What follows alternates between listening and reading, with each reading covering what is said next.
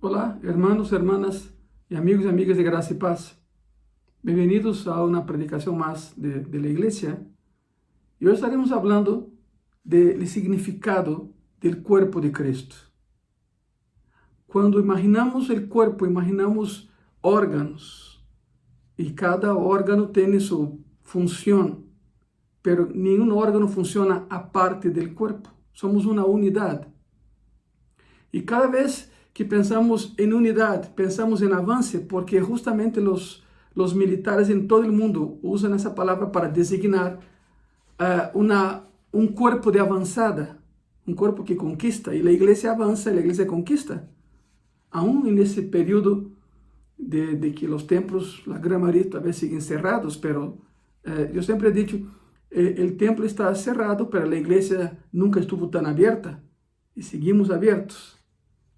Pero hablando del cuerpo de Cristo como unidad de conquista y de avance, en los últimos años se ha hablado mucho sobre ese tema y la sociedad de hoy parece rechazar, escuche eso, rechazar todo lo que esté asociado con esa definición de iglesia como cuerpo. Y lo más triste no es tanto que la sociedad rechace la idea del cuerpo de Cristo, lo más triste son cristianos que ignoran ¿qué significa el cuerpo de Cristo? Es tan importante entender ese concepto que nunca sabremos de verdad dónde pertenecemos o quiénes somos si no entendemos qué es el cuerpo de Cristo, el concepto del cuerpo de Cristo. Hay preguntas que surgen, ¿verdad? ¿Qué es la iglesia? ¿Quiénes somos nosotros? ¿Qué significa el cuerpo de Cristo? Antes de ver específicamente el cuerpo de Cristo, y lo veremos esta tarde, quiero que veamos exactamente qué somos como iglesia. No quiénes somos, no, qué somos como iglesia. Y lo veremos a través de algunas metáforas expresadas en el Nuevo Testamento, perdón. ¿Qué es una metáfora? Una metáfora es una figura retórica de comparación con hechos reales. Es una comparación que nos ayuda a entender, con base en una realidad que vivimos, entender lo que todavía no hay pauta para entender. Esa es una metáfora. Y algunas de esas metáforas del Nuevo Testamento provienen del Antiguo Testamento. Tres metáforas que el Nuevo Testamento usa para describir a la iglesia de Cristo, que también son metáforas del Antiguo Testamento para describir a Israel, son la novia, la viña y el rebaño.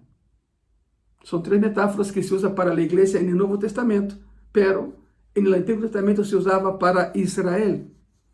Y cada una de esas metáforas, repito, es una designación de Israel en el Antiguo Testamento. Israel era la novia de Dios, era la viña de Dios y era el rebaño de Dios. Eso lo vemos claramente en el Antiguo Testamento. Y todas ellas se repiten en el Nuevo Testamento aplicado a la iglesia. Pero claro, hay que separar los hechos, ¿verdad? La iglesia no es Israel, ni Israel es la iglesia. Sin embargo, Israel y la iglesia son pueblo de Dios. Y esas tres metáforas que se usaban en el Antiguo Testamento para Israel se repiten en el Nuevo Testamento, pero esa vez aplicado a la iglesia. La novia de Dios, la viña de Dios y el rebaño de Dios. Nosotros somos la novia de Cristo, hablando de la iglesia. Nosotros somos las ramas de la cual Él es la vid. Y también somos su rebaño, del cual Él es el pastor, el buen pastor, el excelente pastor. En el Antiguo Testamento, Oseas nos dice que Dios hizo un pacto matrimonial con Israel. Espiritualmente, el pueblo de Israel se convirtió en la novia de Dios. Había un compromiso. Y desde ese momento, Dios tuvo que lidiar, o sea, fue triste, pero en el momento en que Israel pasó a ser la novia de Jehová, la amada de Jehová, a partir de aquel momento, Dios tuvo que lidiar con la infidelidad espiritual de Israel, que buscó a otros dioses, Por eso los profetas decían generación adúltera.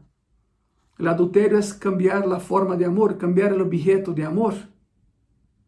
Israel había decidido seguir a otros dioses, siendo la novia de Jehová, y entonces Israel adulteró porque cambió el objeto de amor. La fornicación es la expresión sexual del adulterio. Esa es la definición. Así como Israel, la iglesia también es vista como una vid. Entonces, Isaías 51 nos dice que Dios devastó su vid. Es triste, pero eso es lo que dice Isaías 51, ¿verdad?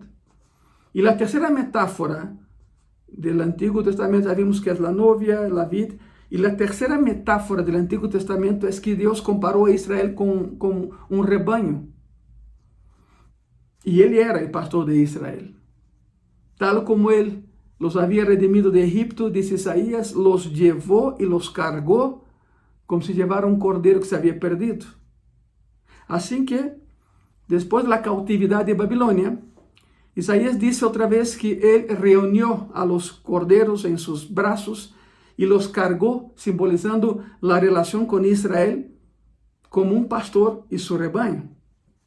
El pastor cuida su rebaño, alimenta su rebaño, provee para su rebaño, dirige a su rebaño.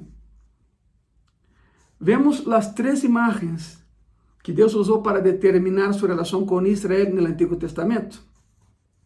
Por lo tanto, en el Antiguo Testamento, Dios escogió a Israel como su novia, plantó a Israel como su viña y guió a Israel como su rebaño. Ahí están las tres metáforas, las comparaciones con hechos reales o con cosas reales. Y cuando llegamos al Nuevo Testamento, Jesús aplica esas mismas metáforas a la iglesia. Es increíble.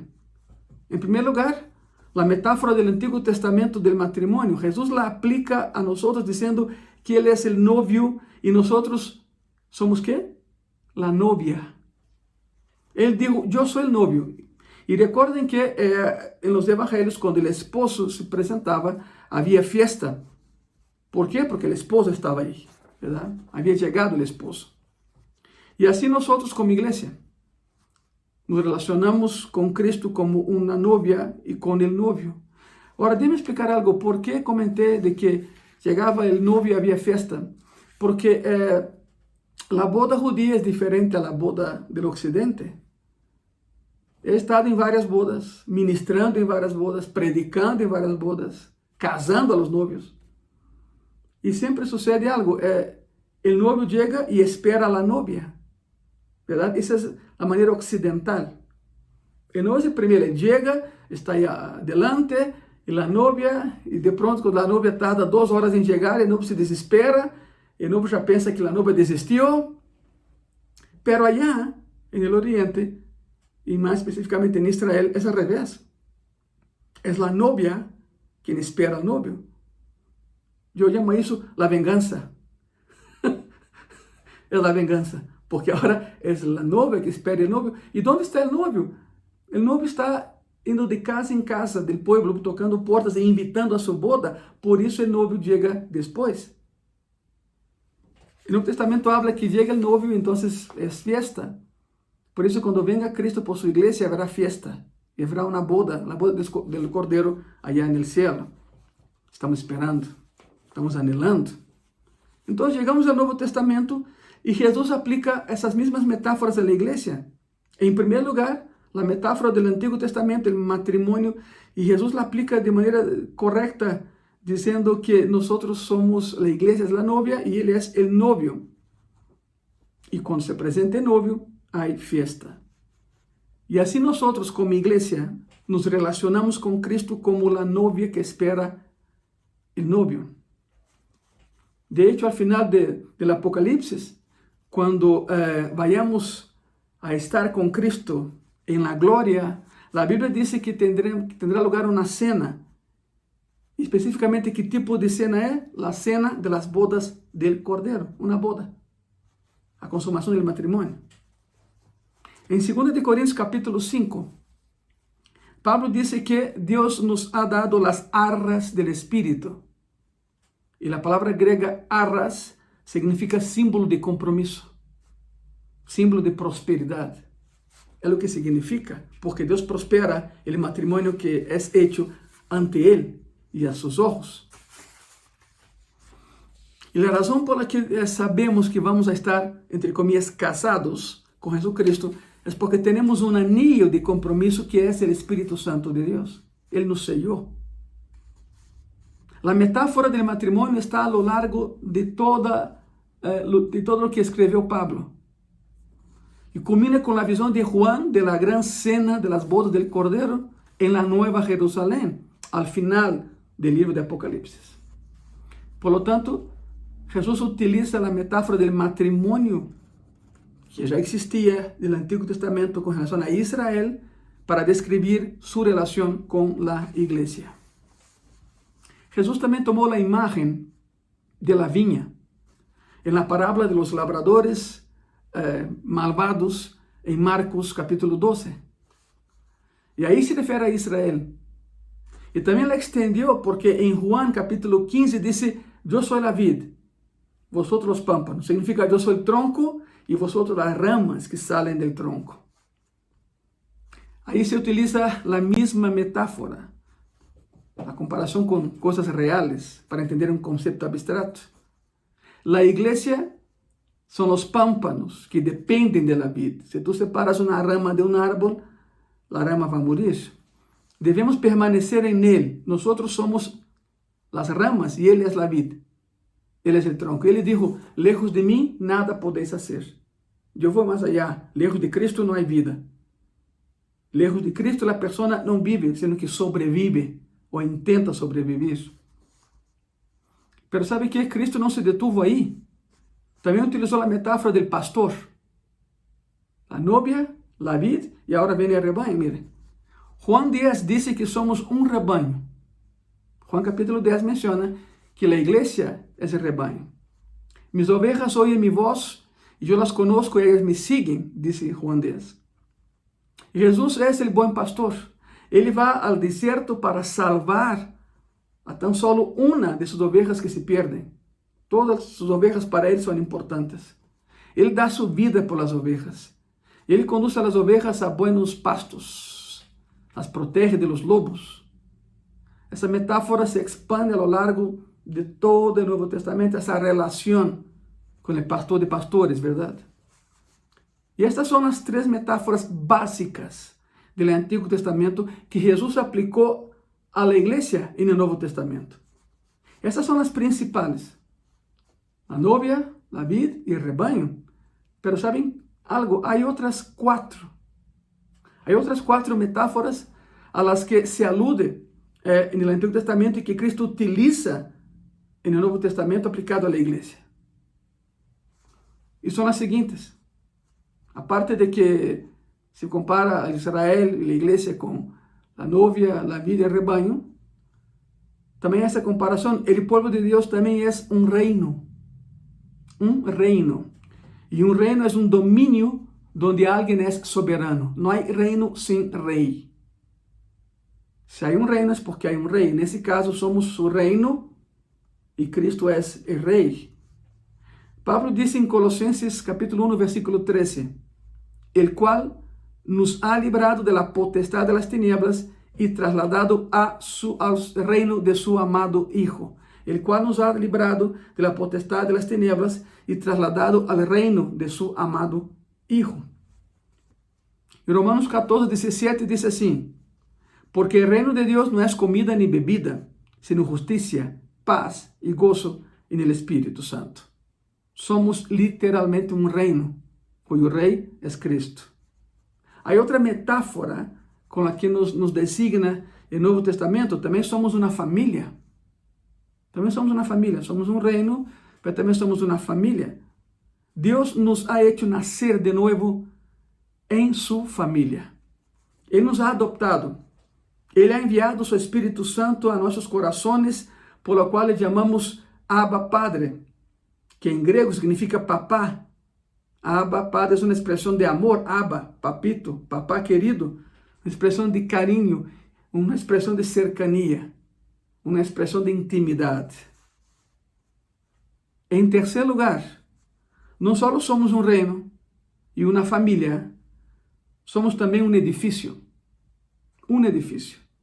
La iglesia es un edificio. Un edificio no hecho con manos humanas, por cierto, no hecho con manos humanas, sin embargo es una construcción.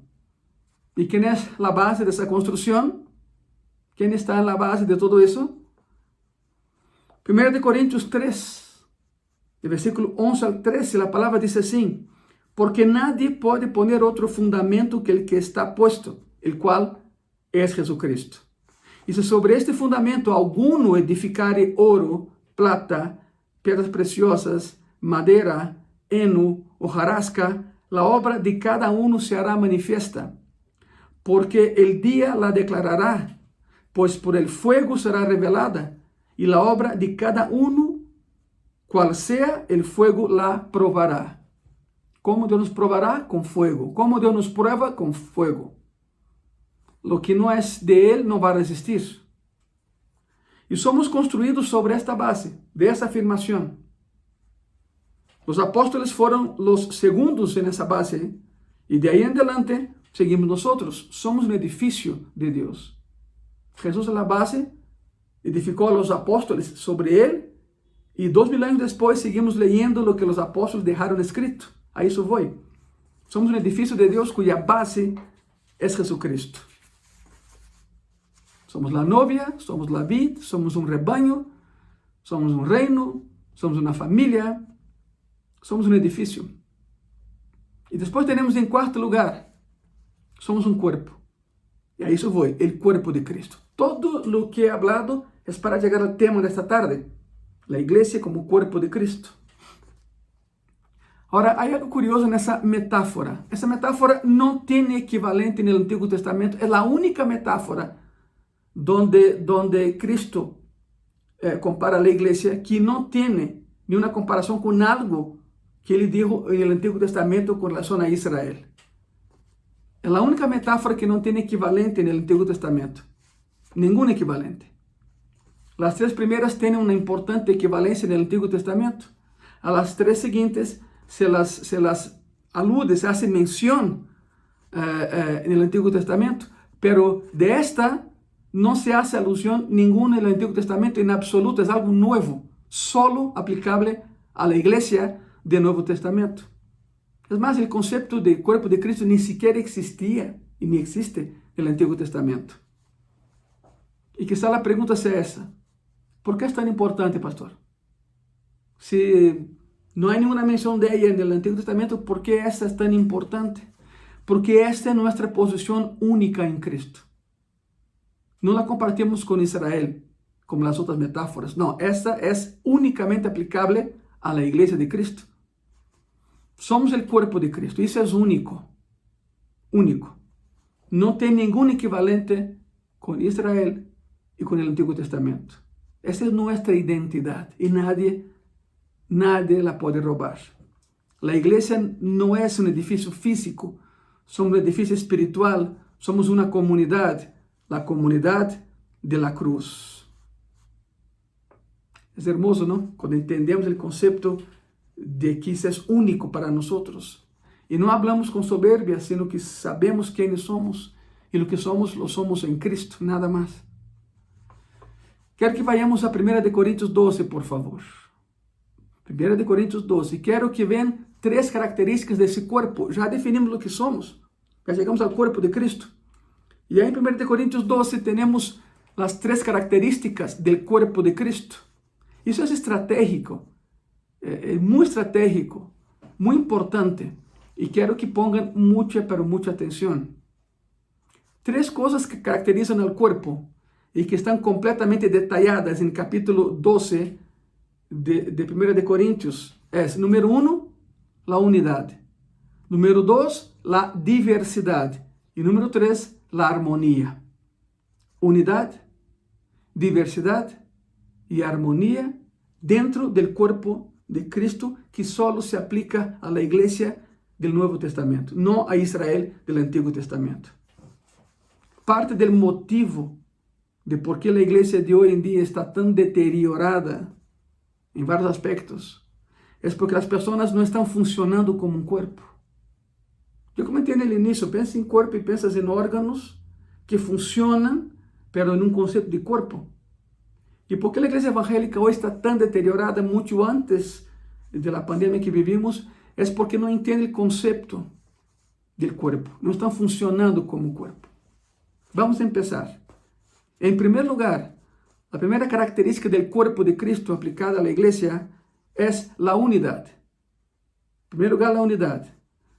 1 Corintios, capítulo 12, versículo 12, la palabra dice así: porque así como el cuerpo es uno y tiene muchos miembros, pero todos los miembros del cuerpo, siendo muchos, son un solo cuerpo, así también Cristo. Y aquí el apóstol Pablo menciona al cuerpo físico y dice a las personas que ellos son parte de un cuerpo que tiene varias funciones. Los órganos distribuidos alrededor del cuerpo, dentro del cuerpo, en el cuerpo, tienen diferentes funciones, pero funcionan todos como una unidad. No se puede tomar un cuerpo físico, desmembrarlo y luego decirle que haga algo, porque no lo va a hacer.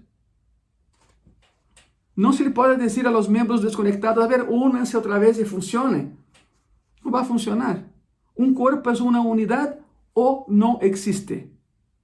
O el cuerpo es una unidad o deja de ser cuerpo. Debemos ser uno en Cristo. Si nos separamos, estamos muertos. Por eso digo que somos las ramas, acuérdate. Él es el tronco. Lejos de Él nada podemos hacer. Si nos separamos de Cristo, si nos separamos uno de los otros, estamos muertos. Se acabó. ¿Funcionamos como una unidad o no funcionamos? Somos uno y Cristo es la cabeza del cuerpo, de la cual proviene toda la instrucción, todo el poder, toda la energía y todos los recursos para hacer con que cada parte del cuerpo funcione. Él es el centro, Él es la cabeza. No los pastores, no las pastoras, no los líderes eclesiásticos. Cristo es la cabeza y el centro del cuerpo. Sin Cristo el cuerpo deja de existir. La cabeza es la vida. Se puede cortar la mano o el brazo y la cabeza te mantendrá con vida. No lo hagas, por favor, pero es la comparación. Y usted puede cortar parte del cuerpo y la vida sigue. Pero si corta la cabeza, la vida se acaba. Cristo es la cabeza. Si nos alejamos de Él, el cuerpo deja de funcionar. A eso voy. Lo mismo es cierto con el cuerpo de Cristo. La analogía es perfecta, ¿verdad? Cristo es nuestra cabeza y fuente de nuestra vida. Efesios 5:23 dice así: porque el marido es cabeza de la mujer, así como Cristo es cabeza de la iglesia, la cual es su cuerpo y Él es su Salvador. Colosenses 1:18 dice así: y Él es la cabeza del cuerpo, que es la iglesia. Él que es el principio, el primogénito de entre los muertos, para que en todo tenga la preeminencia. Algunas personas piensan que son la cabeza de la iglesia. No lo son, no lo somos. Y la Biblia lo deja muy claro: la cabeza es Cristo. Todos somos cuerpo. Hay líderes, claro que hay líderes, hay pastores, somos líderes, pero por encima de todo está Cristo, la cabeza. La gran pregunta es, la primera característica del cuerpo de Cristo es la unidad. Juntos somos mejores que separados. Ya sabemos eso. La gran pregunta es, ¿y cómo las personas pasan a formar parte del cuerpo de Cristo para que tengan vida y vida eterna? 1 Corintios 12, ahí mismo, pero en el versículo 13 dice así: porque por un solo espíritu fuimos todos bautizados en un cuerpo, sean judíos o griegos, sean esclavos o libres, y a todos se nos dio a beber de un mismo espíritu. La salvación es el punto inicial de nuestra unidad. Todos llegamos al cuerpo por el mismo espíritu. Hay un solo camino, su nombre es Jesucristo. Al ser colocados en el cuerpo de Cristo, se nos dio el mismo espíritu de permanecer en el cuerpo de Cristo. Hoy en día hay muchas denominaciones evangélicas Y quizá surja por ahí la pregunta, ¿son cristianos? ¿Son mis hermanos en Cristo, aunque pertenezco a otra iglesia, a otra denominación?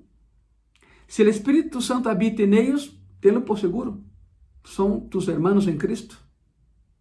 Quizá tenga una doctrina diferente, pero si la base de su doctrina es Cristo, y si tiene el Espíritu Santo, son nuestros hermanos en Cristo. Si son cristocéntricos, significa si Cristo es el centro de su creencia y no otra figura. Si Cristo es la esencia de su vida, son cristianos. Si lo que predican es la misma Biblia que predicamos, si no cambian nada de lo que hay en la Biblia, son cristianos.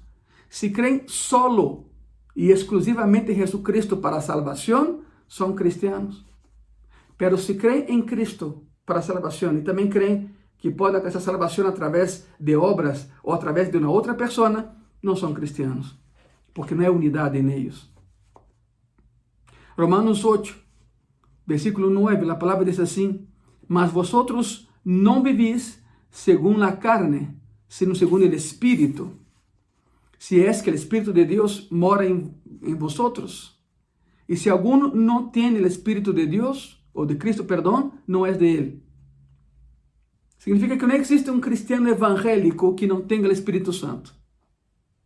No existe tal cosa. Porque algunos confunden esa parte con el hecho de hablar en lenguas. Una cosa es el sello del Espíritu Santo y otra cosa es el bautismo del Espíritu Santo.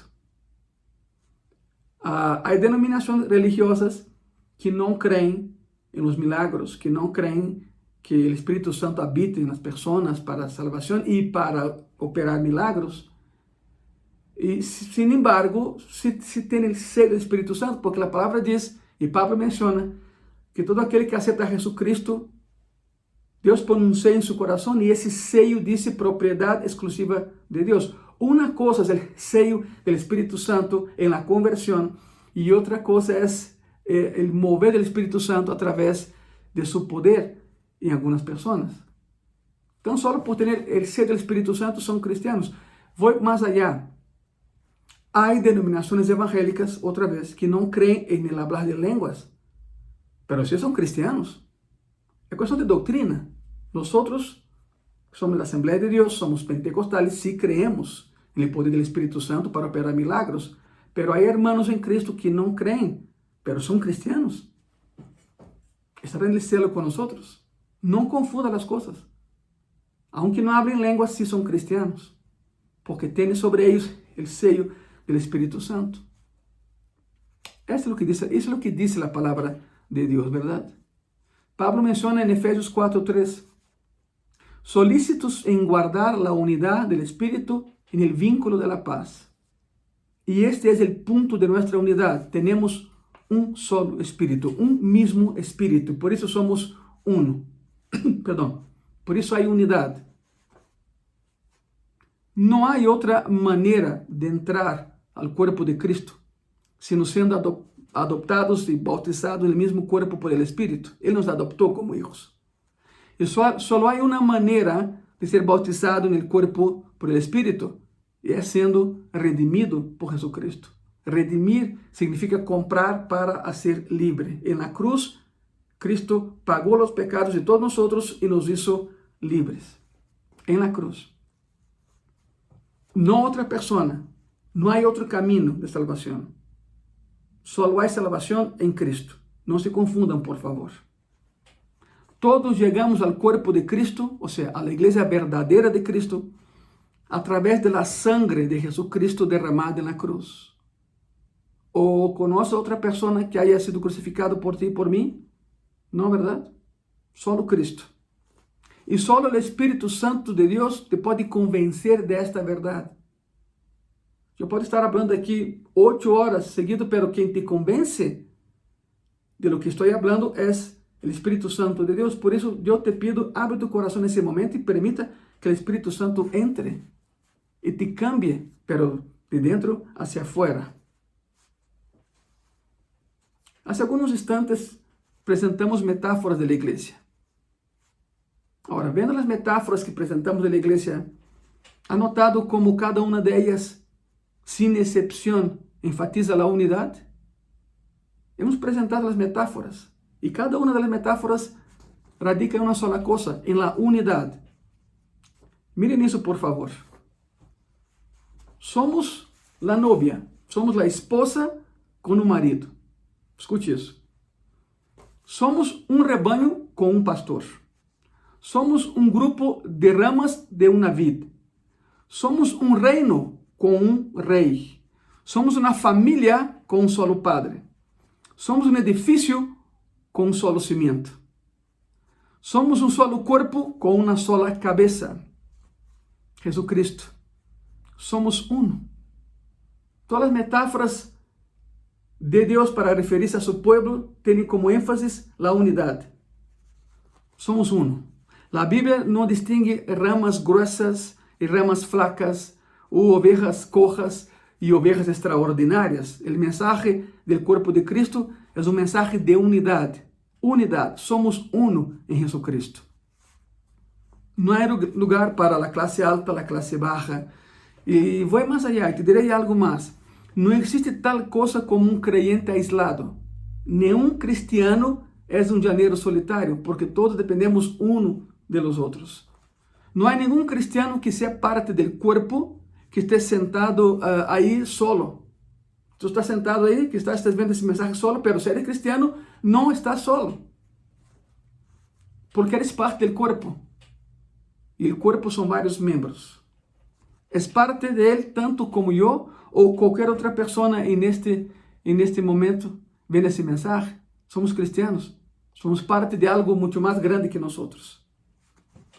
Se somos um solo corpo, a pergunta é, pastor, que passa quando o corpo se divide? Aí está o problema. Foi o que lhe passou em Corinto? Foi o que passou em Corinto. 1 Coríntios, perdão. 1 Coríntios capítulo 1, de versículo 11 al 17. E a palavra diz assim: porque he sido informado acerca de vosotros, hermanos míos, por los de Cloé, que há entre vosotros contiendas. Perdão. Quero dizer que cada um de vosotros dice: eu sou de Pablo, eu sou de Apolos, eu sou de Cefas e eu de Cristo.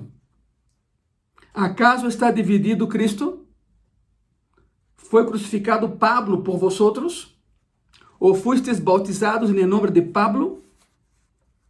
Doy graças a Deus de que a ninguno de vosotros he bautizado, sino a Crispo e a Gaio, para que ninguno diga que fuiste bautizados em mi nombre. Também bauticé a la familia de Estéfanas, de los cuales no sé si he bautizado a algum outro. Pois não me enviou Cristo a bautizar, sino a predicar o evangelho, não com sabedoria de palavras, para que não se haga vana la cruz de Cristo. Pablo está dizendo: somos uno, a cabeça é Ele. Em todas as metáforas se hace hincapié em la unidade. Em la unidade. Se a igreja chegara a ser una em termos de la vida del corpo e começar a ministrar a las necesidades espirituales de los demás, el mundo nunca podría detener a la iglesia. ¿Y sabe por qué la iglesia a veces se detiene? Porque falta unidad. Donde no hay unidad, no hay un solo cuerpo, hay varios cuerpos. Y cada quien jalando para un lado. Y no podemos hacer nada así. Sin unidad no hay nada. Estamos vendo, chegamos à conclusão de que somos o corpo de Cristo através de metáforas do Antigo e Novo Testamento. E estamos dizendo que a metáfora da igreja como corpo de Cristo solo se aplica no Novo Testamento e a la igreja. Não no Antigo Testamento, não há nenhuma comparação com algo do Antigo Testamento. E como corpo de Cristo, há três características a tomar em conta. Primeiro é a unidade. Se o primeiro aspecto do corpo é a unidade, o segundo aspecto do corpo é a diversidade. Unidade e diversidade. Número 2. 1 Coríntios, capítulo 12, versículo 14. E a palavra diz assim: además, el cuerpo no es un solo miembro, sino muchos. Ahí está la diversidad. Somos uno. Y sin embargo, somos muchos. Hay una diversidad dentro del cuerpo. Todos somos diferentes. Tú no eres igual a mí, yo no soy igual a ti. O sea, no hay ninguna persona en ese planeta que sea exactamente igual a la otra. Aún los gemelos. Los gemelos tienen sus diferencias. Todos tenemos dones diferentes dados por el mismo Espíritu. Significa que juntos somos mejores que separados. Es lo que siempre he dicho. Juntos somos mejores que separados. Y quiero que vean algo. Quiero llevarte a que vean algo. 1 Corintios 12, ahí mismo. Pero regresen los versículos, por favor. 1 Corintios 12, del versículo 4 al 7. Y así dice la palabra. Ahora bien, hay diversidad de dones, pero el Espíritu es el mismo. Y hay diversidad de ministerios, pero el Señor es el mismo. Y hay diversidad de operaciones, pero Dios, que hace todas las cosas en todos, es el mismo. Pero a cada uno le es dada la manifestación del Espíritu para provecho. Significa eso. ¿Qué significa todo eso? Significa que el Espíritu Santo reparte los dones como Él quiere. Jesucristo llama al ministerio a quien Él quiere. Y Dios el Padre aprueba la manifestación de los dones en los ministerios. ¿Y quién gana con todo eso? Los de afuera. Los que están fuera de la iglesia. Por eso, para provecho. Y todo esto es para provecho de los que están afuera de la iglesia. Para que sean alcanzados y que un día sean parte del cuerpo como hoy lo somos tú y yo. ¿Te das cuenta de por qué no podemos cruzar los brazos? Hay mucha cosa que hacer. Hay muchas almas que alcanzar. Y voy a decirlo de una manera simple y directa como siempre lo hago. ¿Ok? Si no estás utilizando el don que Dios te dio, alguien está siendo estafado. Alguien está siendo robado. Porque estás negando a que otra persona aproveche los dones que Dios te ha dado. Y así, la diversidad es muy importante. Los dones espirituales son una bendición dada por un Dios soberano. Por eso hay que utilizarlos. Para la obra de Dios. Para el avance de la obra de Dios. Es muy sencillo entender eso. Si no actuamos como cuerpo es porque ya no somos cuerpo. Característica del cuerpo de Cristo está la unidad. Y en esa unidad hay diversidad. Número 3, la armonía. Unidad, diversidad, armonía.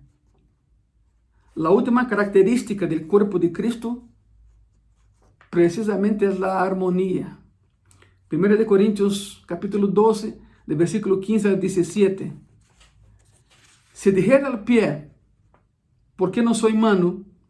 No soy del cuerpo, por eso no será del cuerpo.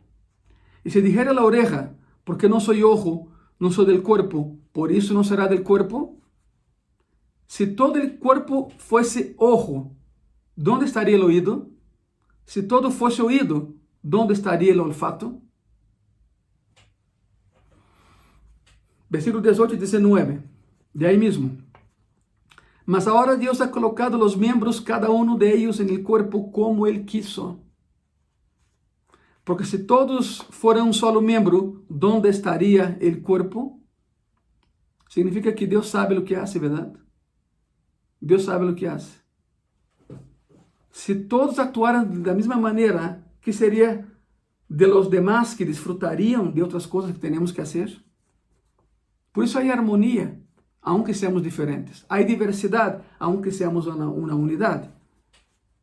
Y entonces, en los versículos 21 y 22, Pablo nos da una lección de humildad dentro de esa armonía. 1 Corintios 12, versículos 21 y 22.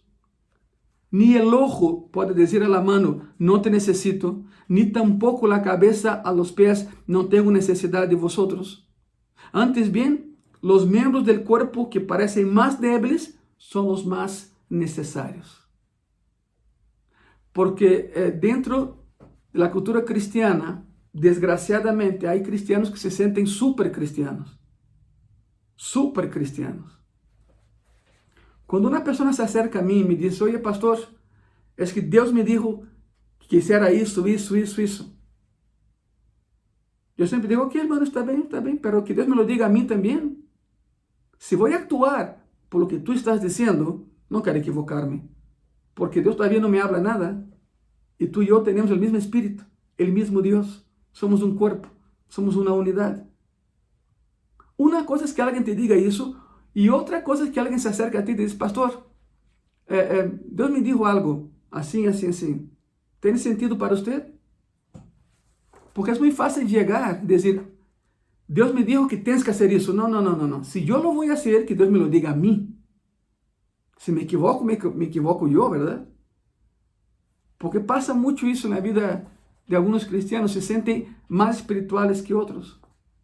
Y todavía te dicen, es porque yo he orado. Bueno, yo también oro, todos nosotros oramos, ¿verdad?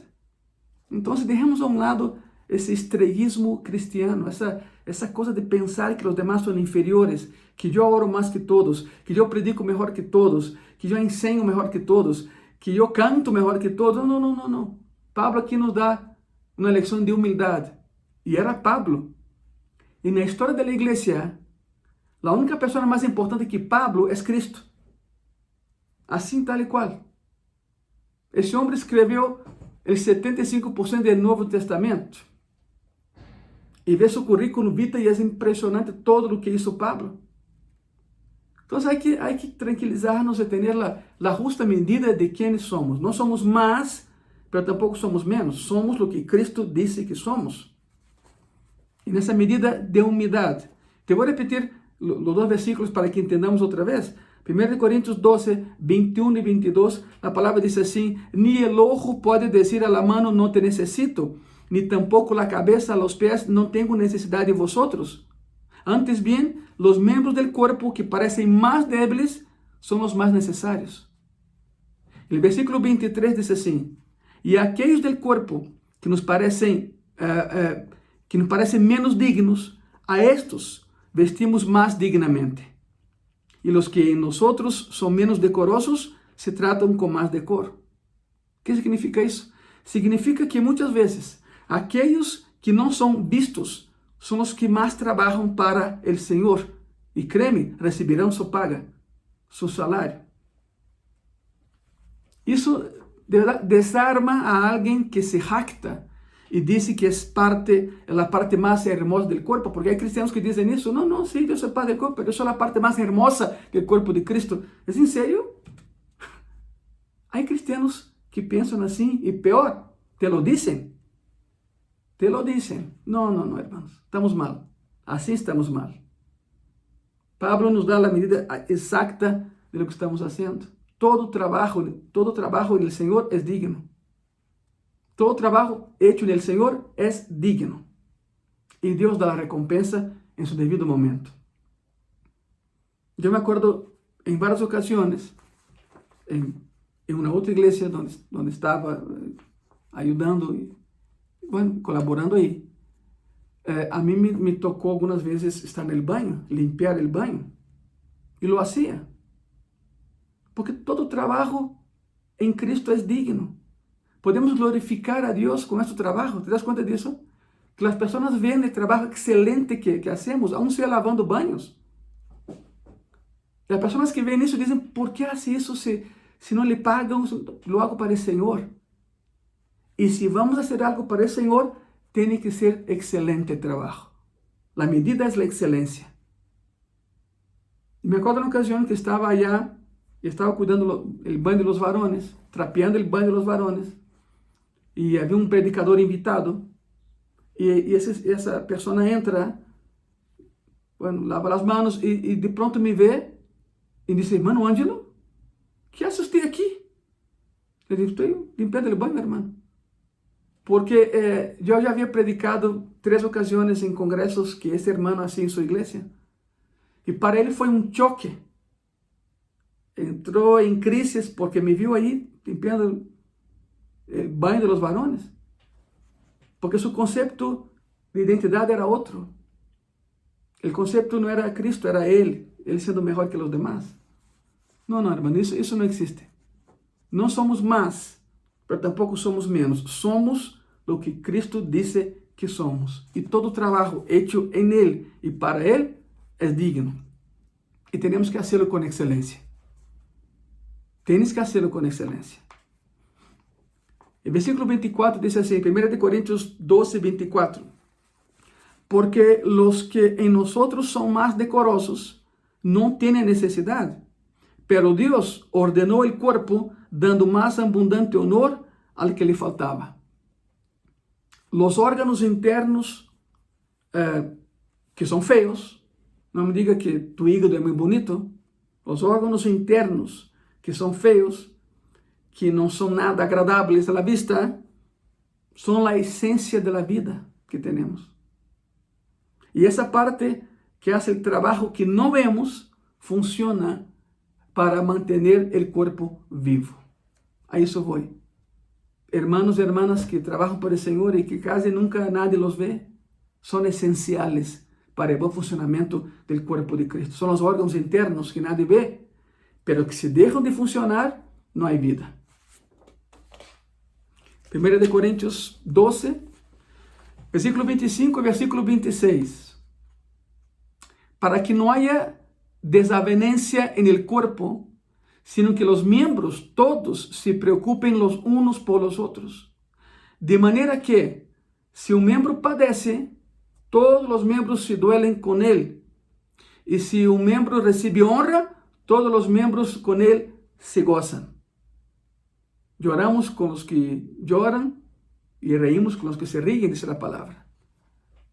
Hermano, hermana, amigo y amiga de gracia y paz. La iglesia, tal y como la diseñó Jesucristo, es una unidad llena de diversidad y que funciona en armonía. Cualquier cosa, escuche bien y se ponga mucha atención, cualquier cosa, cualquier grupo, cualquier corporación que se diga iglesia, pero que no cuenta con esos tres elementos, simplemente no es iglesia. No es iglesia. Unidad, diversidad y armonía. Quizás sea un grupo, quizás sea una comunidad, quizás sea un club social, pero nunca será una iglesia. No es una iglesia. Nuestra unidad es la unidad del Espíritu.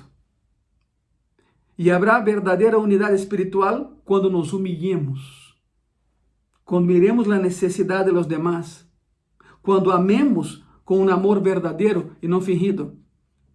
Y cuando empecemos a ministrar nuestros dones espirituales unos en los otros en esa armonía, entonces sí seremos iglesia. Pido a Dios de verdad que el mundo nos mire como Gracia y Paz, Iglesia Gracia y Paz, y que el mundo diga, sí, Cristo es real. ¿Velos? ¿Velos? Tan solo por vernos, el mundo se dará cuenta de que Cristo es real, que el Dios que predicamos es un Dios real. Pero para eso hay que actuar como un cuerpo. Hay que actuar como una unidad llena de diversidad y funcionando siempre con armonía. Entonces sí, seremos el cuerpo de Cristo. Y si todavía no eres parte del cuerpo de Cristo, yo te invito a que venga a Gracia y Paz con nosotros. Sé parte de algo mayor que tú. Sé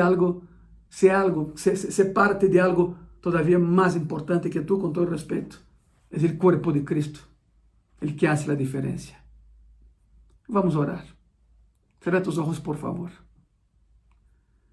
Señor Jesús, te pedimos de todo corazón y te pedimos, por favor, que nos dé la oportunidad de funcionar como una unidad, lleno de diversidad, pero en armonía, que son características de la iglesia como cuerpo tuyo, como cuerpo de Cristo.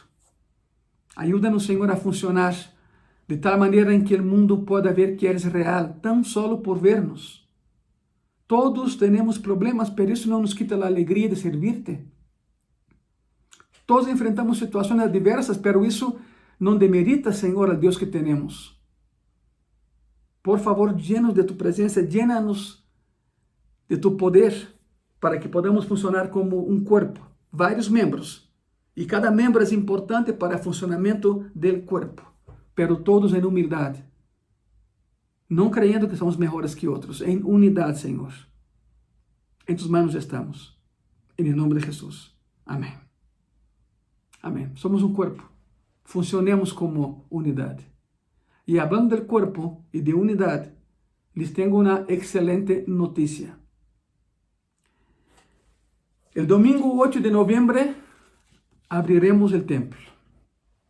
Domingo 8 de noviembre a las 11 de la mañana. Estás invitado, vamos a reabrir el templo. Ya pasaron 7 meses. Como iglesia, nunca cerramos, pero el templo sí se mantuvo cerrado.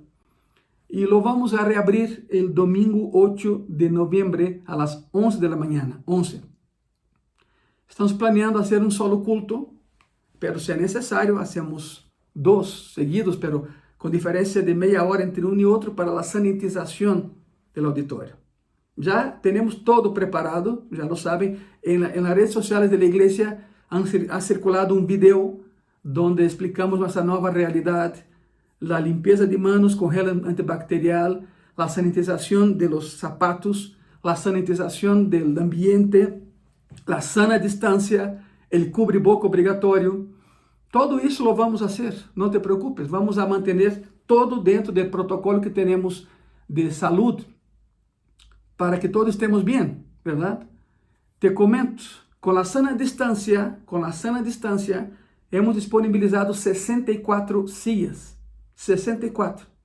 De todas las que tenemos con la sana distancia para todos los lados, son 64.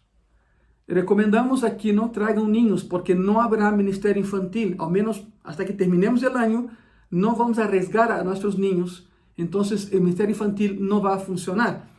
Si vas a traer algo niño, si no hay de otro y tienes que traerlo, ok, pero manténlo junto a ti, en ese espacio reservado a ti. Entonces en las redes sociales están las medidas de sanitización, pero te invito a que vengas con nosotros en la reapertura del Templo de Gracia y Paz, el día 8 de noviembre, domingo por supuesto, a las 11 de la mañana. Estamos planeando un solo culto, pero si vemos que no vamos a alcanzar, terminamos el culto y hacemos otro después de media hora, ¿para qué? Como tiempo para sanitizar. Tenemos las máquinas ya, se pone la máquina para sanitizar todas las sillas, los baños por supuesto también sanitizados, todo estará preparado para que el día 8 de noviembre, a las 11 de la mañana, podamos reabrir el templo con todas las medidas de sanitización y haremos un culto de acción de gracias, porque ya pasó mucho tiempo. Esperamos por mucho tiempo que el gobierno nos diera más tiempo, pero ya no podemos seguir así. Abriremos, pero con las medidas, repito, completas medidas de sanitización, y para que tú llegues sano y salgas sano y lleno de Jesucristo. Por lo tanto, son buenas noticias, son muy buenas noticias. Traigan cubrebocas, por favor, todos con cubrebocas, si no, no vas a poder entrar. En la puerta tendremos un filtro para la temperatura corporal, el gel antibacterial, el lavado de los zapatos, por supuesto, y con cubreboca. Traiga cubreboca, si no, no vas a poder entrar. Muy bien, pues llegó la hora, lo vamos a hacer. Hay expectativas, hay ilusiones. Por supuesto que hay también una historia de que no sé, quizá regresemos al semáforo rojo en la Ciudad de México, no sabemos. Pero lo que sí sabemos es que el día 8 de noviembre, domingo, reabrimos los portones del Templo de Gracia y Paz, el Auditorio de Gracia y Paz, a las 11 de la mañana, y eres mi invitado. Vengan a pasar un tiempo con Dios. Y seguimos cuidándonos, y seguiremos cuidándonos, y seguiremos obedeciendo a la autoridad constituida en la Ciudad de México y a nivel federal. Por lo tanto, bienvenido a Gracia y Paz, y que Dios te bendiga.